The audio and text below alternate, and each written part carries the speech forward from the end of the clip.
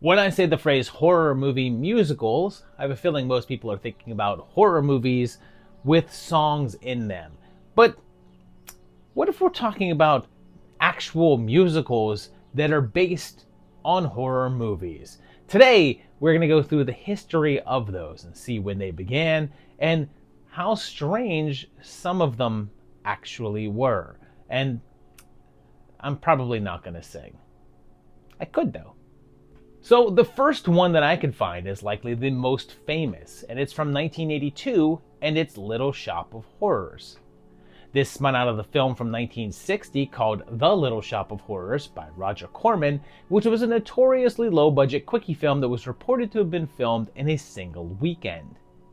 I have no clue who thought that it would be a good idea to spin a musical production out of it, but someone sure did, and on May 6th, 1982, an off-Broadway production ran in a little theater called the WPA Theater, but just 2 months later opened off-Broadway at the Orpheum Theater.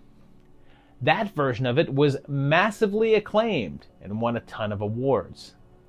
The one performer who ran through both versions here was Ellen Greene, who played the role of Audrey, the main love interest, and we'll talk about her in a minute. The show ran there for 5 years, claiming the honor of the third longest running musical in off-Broadway history, and was also the highest grossing ever there. It was offered to transfer the production to Broadway, but the show writer, Howard Ashman, wanted to stay true to its roots and keep it off-Broadway. Unfortunately, that meant that it wasn't eligible for Tony Awards, which is kind of dumb. The show made a number of changes from the film it was adapting, leading out several characters, including our hero or anti-hero Seymour's mother. In the movie, she was present and a hypochondriac, but the musical cuts her out and makes Seymour an orphan that was raised by Mr. Mushnick, the flower shop owner. The ending is also drastically different. In the film, Seymour is not as sympathetic of a character, and the plant is far less verbal, so a lot of the villain work falls on him, and he does get his comeuppance in the ending. In the musical, that happens as well, with Seymour being eaten, but Audrey too also chomps on Audrey and Mr. Mushnick, two characters that survived the original. Also, in the musical, Audrey continues to grow and basically takes over the world with his offspring, but in the film, it's relegated to a smaller size and pretty much stops there. Now, the show would be so popular that a film version came in 1986 that made it even bigger, and Greene continued her portrayal of Audrey, but had more known actors for the rest of the roles. Rather infamously, the film had the musical's ending, but it was hated by test audiences who demanded a happier one, because who wants to see Rick Moranis lose, really? In that version, Seymour and Audrey defeat the plants and live happily ever after, and the original ending went unseen except on dodgy bootlegs for decades until a 2012 version finally unveiled it. The musical version finally did get a Broadway presentation during a revival in 2003 with an entirely new cast. It included Joey, the fat one. Did I read that right? That they call him the fat one? As Seymour. That version ran for a year or so with 372 performances and then had a national touring version. There were also some other revivals elsewhere, including the UK and some regional shows, but a bigger off-Broadway revival occurred in 2019, which had to take some time off during COVID, but is still running. Oh, yeah, there was a remake of the film planned for a while, and Taron Egerton was in talks to play Seymour, and they were talking to Scarlett Johansson to play Audrey, and enough time has passed with no one talking about it for me to say that we've likely dodged that bullet.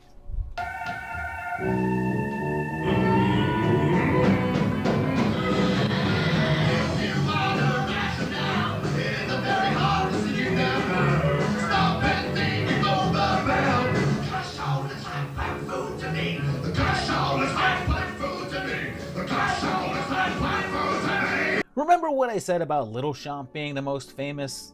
Well, forget that, because in 1986 we get the Mac Daddy of them all with the Phantom of the Opera. This is a version of the classic film, although it's really not, since it's just another adaptation of Gaston Leroux's classic novel, but it does draw elements from the old film versions. It began in the West End of London in '86 and was a major hit, moving over to Broadway 2 years later in 1988. It was by none other than Andrew Lloyd Webber himself, and he then cast his wife, Sarah Brightman, in the lead role, and she played it in London as well as New York.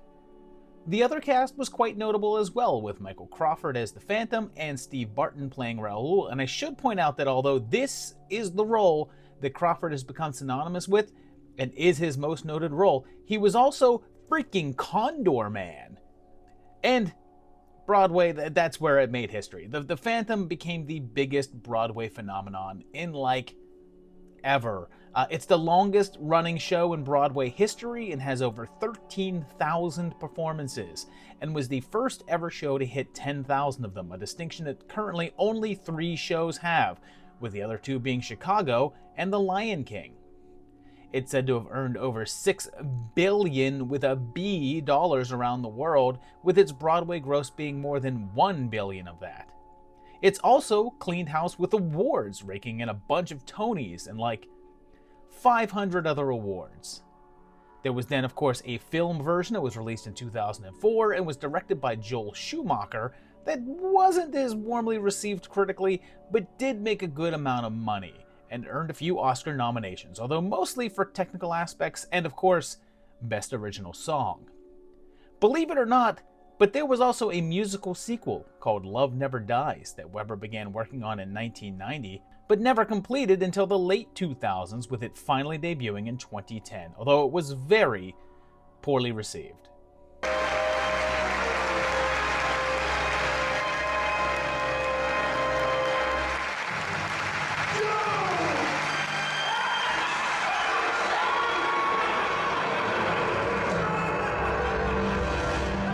We go from one infamous musical to another, but for completely different reasons, and in 1988 the world was subjected to Carrie, the musical. Clearly, this was based on the 1976 Brian De Palma film adaptation of the 1974 novel by Stephen King. The script for the film was written by Lawrence D. Cohen, and he went to go see an opera named Lulu, and thought, hey, what if we did the same thing for Carrie? Which is a very logical and rational thing to think. But hey, so is let's make a singing version of this killer plant movie. They started working on a version with a bunch of rewrites being done and a workshop version of Act 1 being staged in 1984, but it took them a few more years to raise up the necessary funds. Eventually, they got it going, and on February 13th, in '88, the first full live production occurred in England at Stratford-upon-Avon. This version had a number of Broadway alum performing and a newcomer taking the role of Carrie, and had a complex show that included pyro effects, lasers, and even a massive staircase that would descend from the ceiling for the finale. This version was wrought with technical issues though, since every time they did the blood dump scene, the actress's microphone would short out and stop working. Barbara Cook, who played Carrie's mother, quit the show when she was almost decapitated by the set, and rewrites were hastily done to songs and scenes. Plus, the initial reviews weren't great, so it was off to a rough start. It was then transferred to Broadway by April, and the early shows were rough since some of the crowd booed the production. The reviews were almost universally negative, and it played for 16 preview shows and only 5 regular performances before its financial backing was pulled and the show was forced to close. Considering that the overall budget was over $8 million, it's called one of the biggest flops in Broadway history. It took on a bit of notoriety because of it. Because of that, the show took on its own life and gained a distinct cult following, mostly for being terrible, and its status strangely grew to the point that a revival happened. In 2012, an off-Broadway version debuted with a completely new, well, everything. The story, the book, songs, all of it was reworked, and this version received better, if not glowing, write-ups. Doesn't anybody ever get it right? Doesn't anybody think that I hear?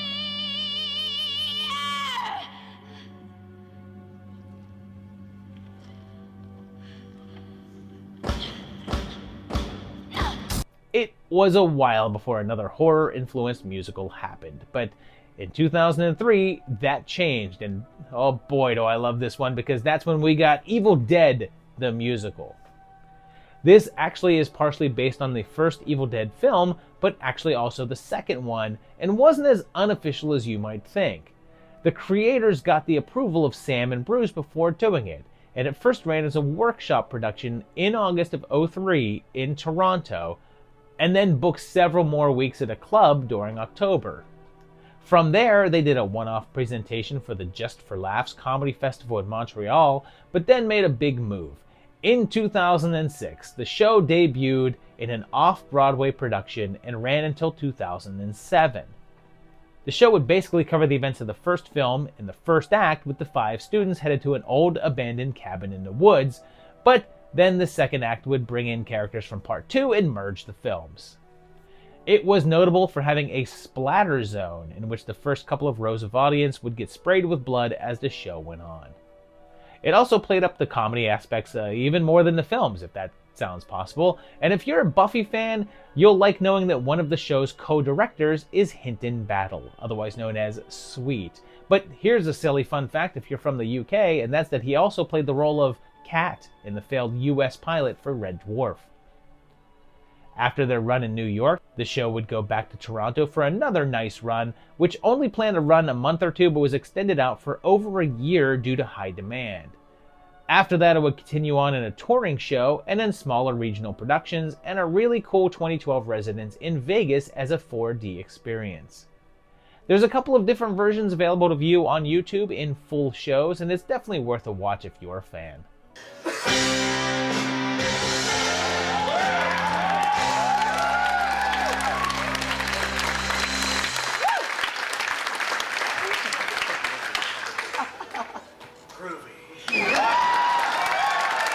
The next one didn't take long, since in 2005 there was a much smaller scale one with Silence, the musical, which was based on Silence of the Lambs.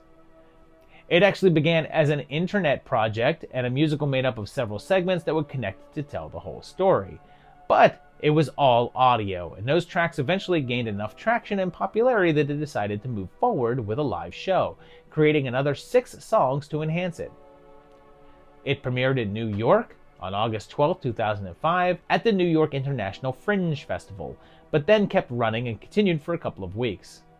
It basically follows the film plotline, but of course adds songs and jokes.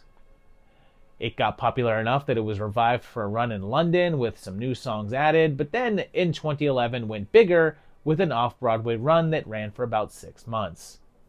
Since then, it's had numerous smaller productions and managed to snag some awards, including a mention in Time magazine as one of their top musicals for 2011. This is the silence of the lambs. 2007 had another big one, and one that actually played Broadway, with Young Frankenstein, the musical. Mel Brooks had huge success with the musical version of The Producers, so it just seemed like an obvious decision to do another one. Considering that the film had a song portion in it, Young Frankenstein seemed like the way to go. They did a run of tryouts in Seattle, but then debuted on Broadway on November 8, 2007. The cast was pretty notable, since they had Kristen Chenoweth as Elizabeth, and for a hot minute, it seemed like they would have had Cloris Leachman return to the role of Frau Blucher. She came to a table read for the show, and it was thought that she was coming on board to play the character, but it seemed like they were worried about her performing at her age. But then, when she competed on Dancing with the Stars and killed it, they decided to ask her to join the cast. But before she could, the show closed.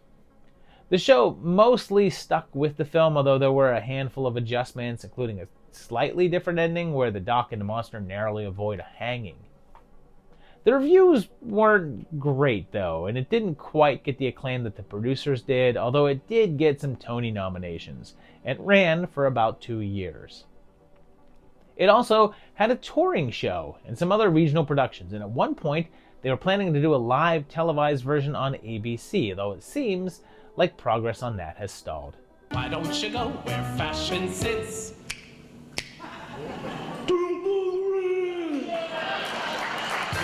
This will be a fun one to talk about because in 2008, Troma decided to join in on the fun and delivered us the Toxic Avenger musical. Of course, it all started in Jersey, where the first previews of the show kicked off on October 10th, 2008, and had a nice run and got some solid press. It then moved to New York, off-Broadway in April of 2009, and went bigger. The music was actually by David Bryan, keyboardist for Bon Jovi, and it very vaguely follows the film concept, but also completely alters the story. It probably feels more similar to Toxic Crusaders in terms of setup, but here, Melvin knows Sarah before transforming, and the evil mayor is a woman. One of the more interesting aspects of the show is that the cast is only 5 people, one playing Melvin, a second playing Sarah, one playing both the mayor and Melvin's mother, frequently in the same scene, and 2 others who play a variety of characters all throughout. The show got really nice reviews and did well, running for over 300 performances, and then became a traveling show. And at one point, American Idol heartthrob Konstantin Maroulis would take over the role of Toxie. It would eventually become a worldwide production, and a version of the show was even released on home video. No more garbage in New Jersey, 'cause we dumped it in Vermont. Yeah, we dumped it in Vermont. F you, Vermont! This one's weird because in that same year, there was The Fly, the opera. This one was commissioned by a French theater and was written by composer Howard Shore, who also did the music for the film. Shore is huge, and perhaps is most known as the guy who gave us those Lords of the Rings scores, but the man's done tons of great work. The songs in the opera were not based on the film score, though, and were original works. The story mostly follows the film and debuted on July 2nd, 2008, and shortly after, it was taken to Los Angeles, where it would have a performance later in the same year. In subsequent years, it would run in several different international cities, mostly for single-night performances. And this is the one that there's the least information on overall so far.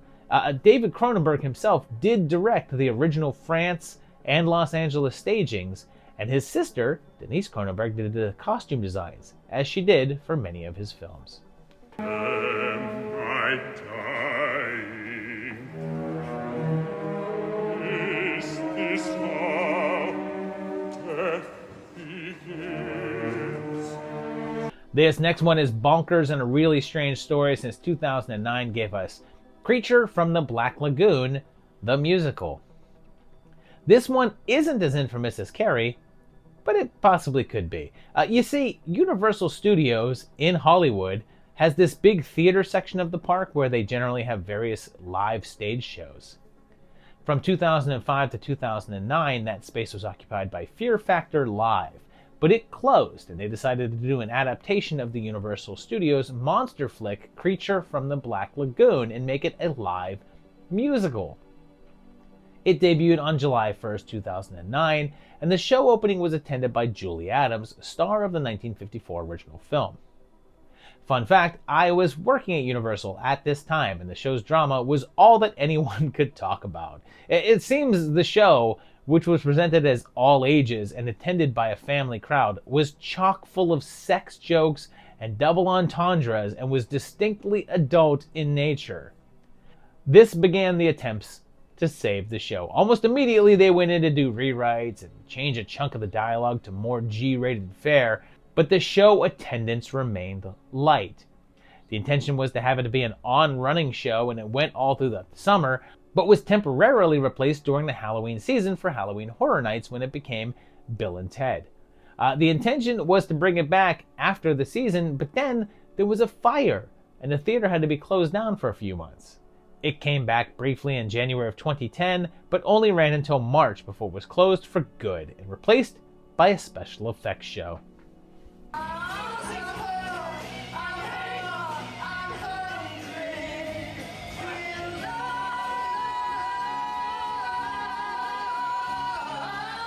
In 2010, we head back to Off-Broadway for another show that became bigger, with the debut of Heathers the Musical. This was based on the dark comedy Heathers from 1989, which I guess can be argued about being a horror movie, but I'm counting it. This one was handled by the guys who did the Legally Blonde musical and the Reefer Madness musical, so there was already some skill in adapting films to the stage. Early on in the process, Kristen Bell actually did the early readings in the role of Veronica, although she never officially did the role on stage. It had a debut in New York in concert form on September 13th, 2010. It then sort of went into remission for a bit, and it wasn't until 2013 that it started to come back. It had a limited run in LA and completely sold out, earning it an off-Broadway gig, which began in March of 2014. It mainly sticks to the film's story and had a touch of problems when one of the songs felt like it was treating date rape a little too comedically, and it ended up getting a bunch of additional runs internationally, and even made it into high schools, although with a toned-down version with a number of the themes softened. And I'm sure that someone says, like, hug me gently with a chainsaw or something. Our love is God. Our love is God. Our love is God.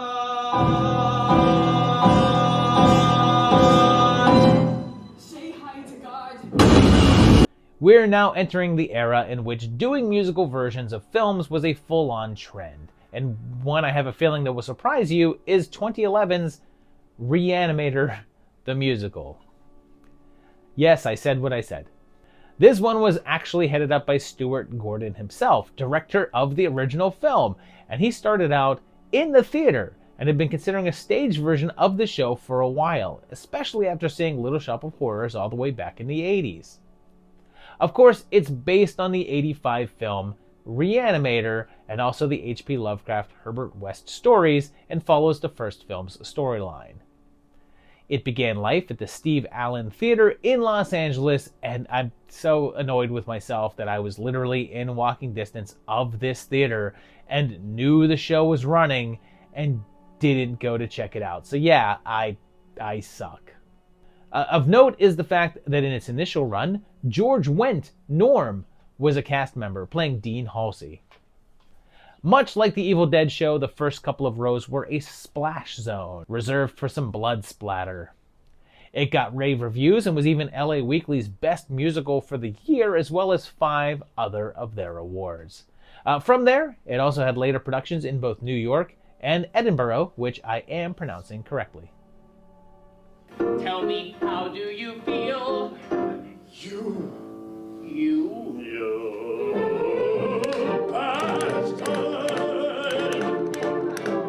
2013 gave us another more low-scale one with American Psycho, a new musical thriller.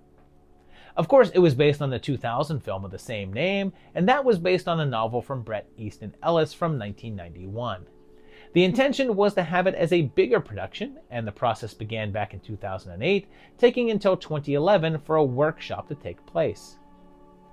A Kickstarter was put up to raise the money to get it going, and on December 12, 2013, it ran in London, with the Doctor, Matt Smith, taking on the role of Patrick Bateman. Originally, it was only intended to run through January, but was extended to February of 14. After that, it moved to Broadway in March of 2016, and it ran until June of that year for a total of 54 regular shows. The ending of the musical keeps the film finale and received mixed reviews overall. It would also go on to have runs in both Sydney and Chicago, as well as some smaller regional performances.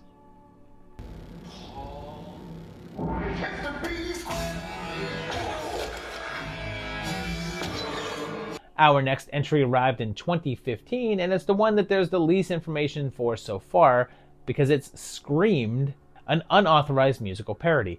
This one's tricky because it's hard to tell when it started and if there's more than one version. The 2015 version was called The Unauthorized Musical Parody of Scream and debuted in October of 15 at the Rockwell Theater in Los Angeles.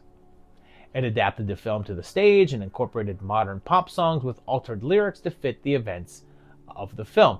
That version ran for a month, and I used to live close to the Rockwell and actually got to see one of the showings of this one, and it was a bunch of fun. It was so popular that they brought it back the following year with Sarah Hyland from Modern Family playing Sydney. But here's where it gets tricky. In 2023, another show called Screamed, an authorized musical parody, appeared in Las Vegas, although it appears to be a different set of creators. I haven't seen this version, and again, there's not enough info online to decide, but it appears to be a similar concept with a different execution. This version also ran for a month out there in a limited engagement.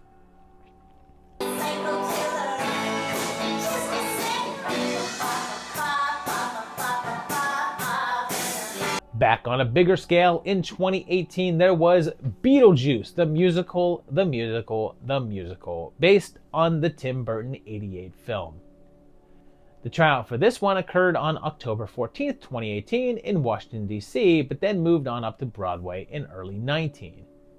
It's a more official thing since Warner Brothers produced it, and they started production on it all the way back in 2016. Took them a while to get it going, but they finally made it happen, and the stage version differs somewhat in a number of ways, from the overall structure, since Beetle is introduced near the beginning of the show, to the manner in which the Maitlands die. Instead of a car crash, they fall through floorboards in their house and are killed, and in later versions are electrocuted. Also, it makes Beetlejuice a more sympathetic character and turns Juno into the show's main villain. The show was pretty successful and ran until March of 2020, but then had to be shut down due to COVID and didn't reopen again until April of 2022, continuing until early 2023. From there, it went on to a national tour and played a number of cities, including Denver, in which it was reportedly so good that the audience gave it a huge hand, or someone got a huge hand. It's unclear. The show itself was nominated for a whole number of Tony Awards, although it didn't manage to win any. But as my guru Otho always says,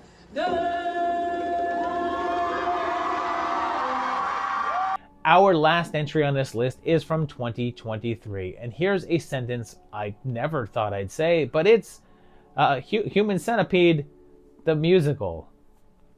This was a much smaller scale production and was based on the 2009 film of that same name, and kicked off on October 26, 2023, running 5 nights in Australia.